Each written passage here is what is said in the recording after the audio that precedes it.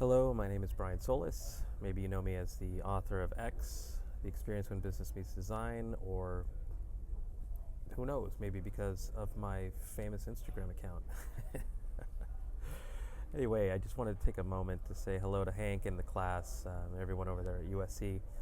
I'm in an airport, which is the story of my life, so as you can tell with this grand backdrop that I've created, I wanted to spend a minute here before my flight to share with you some answers to questions that Hank was kind enough to share, and hopefully I can give you some insights that'll help you.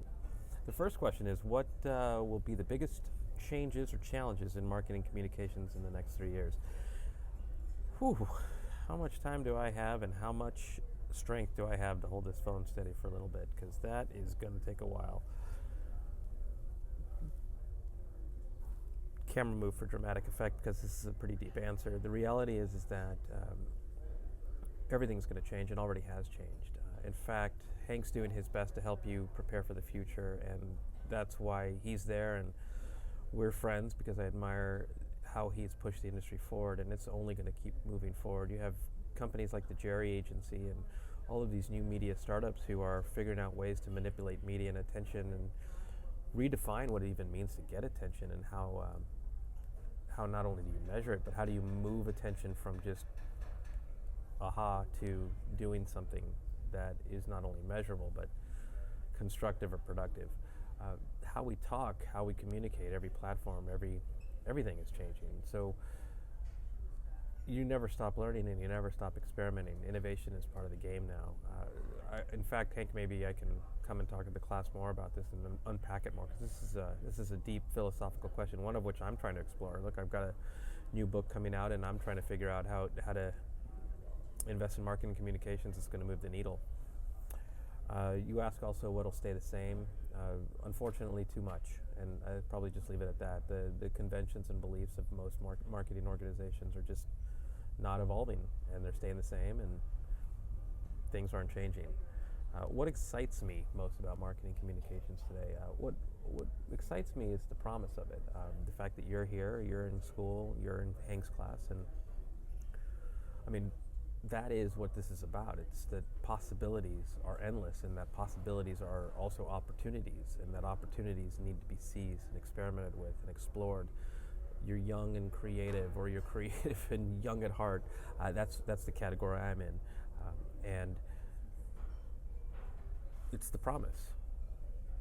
It's the promise of experimentation. It's the promise that constraint forces creativity, and not letting anybody hold you back. Why would you let anybody hold you back? This is a time for complete reinvention and reimagination. What frustrates me or annoys me most about it?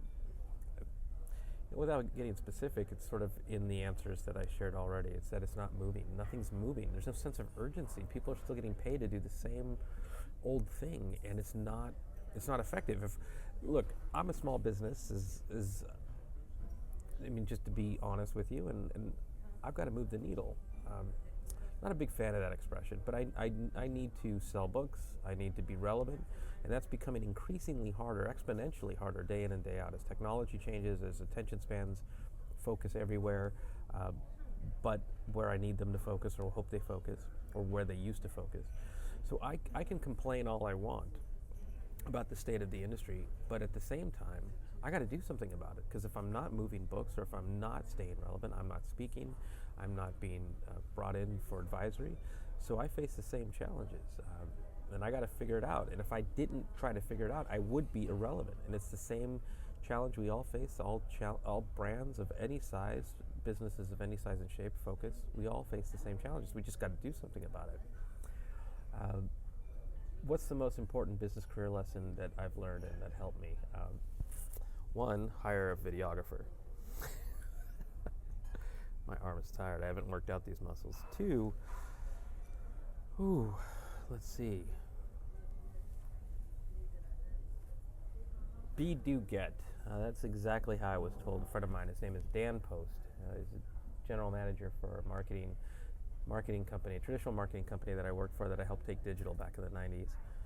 And said, figure out what you want to be or who you want to be, and then do the things that are going to get you that, unapologetically, pervasively, ambitiously, and a whole bunch of other adverbs. But mostly what he's saying is, and it's incessantly is probably a good one, which is a word tied to creative destruction, which I think is apropos, considering that really what we're talking about is personal innovation in order to drive market innovation.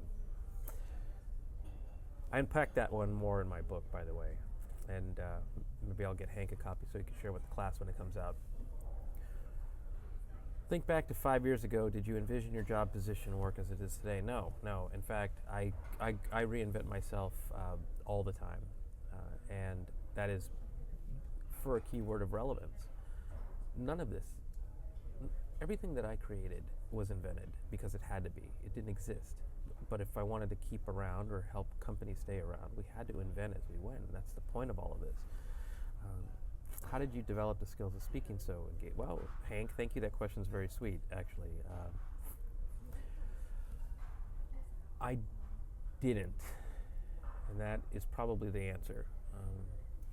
I know people who hire speaking coaches and who rehearse, and all I got is what's in here. Not my throat, my heart. I just didn't want to hit the microphone. That's all I have. Passion, heart, belief, experience, failure. That's what I share when I speak. But also, I think I spend the time to understand who you are and what you're struggling with, what opportunities face you that you might not see, or that you might have convinced yourself out of. I spend that time up front. So I'm coming at you through a lens of you, and not just me. And so I make it about us. I think that's probably something I hadn't thought about, but thanks, Hank, for the question. What would you be doing to prepare for life after USC if I were you? Play this back over again and find the common themes in what I was talking about, which is you're going to be disrupted.